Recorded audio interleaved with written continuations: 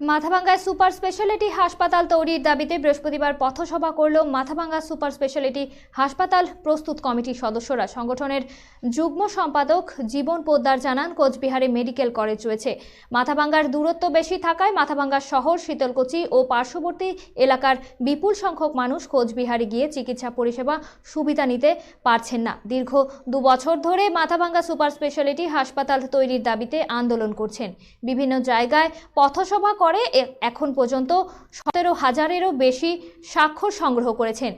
জেলা শাসক স্বাস্থ্য দফতরেও স্মারকলিপি প্রদান করেছেন। এদিন মহকুমা শাসকের মাধ্যমে মুখ্যমন্ত্রীর নিকট স্মারকলিপি প্রদান করলেন মাথাভাঙ্গা সুপার স্পেশালিটি হাসপাতালের তৈরির দাবিতে।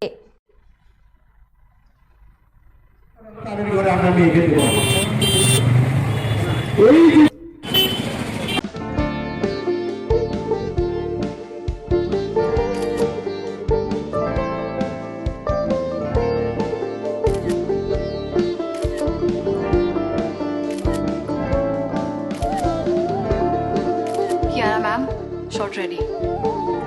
Just 1 second, huh?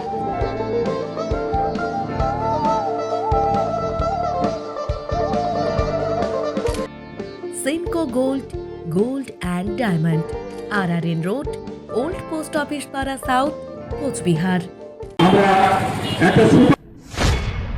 আমরা দীর্ঘ 2 বছর যাব মাথাভাঙ্গায় একটা সুপার স্পেশালিটি হাসপাতালের দাবিতে আমরা আন্দোলন করে আসছি।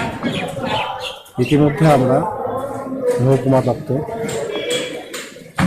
কোচবিহার জেলা শাসকের দপ্তর, স্বাস্থ্য দপ্তর এবং রাজ্যের স্বাস্থ্য দপ্তর পর্যন্ত আমরা আমাদের স্মারকলিপি আমরা পাঠিয়েছি এবং বিভিন্ন জায়গায় পথসভা করে আমরা স্বাক্ষর সংগ্রহ করছি।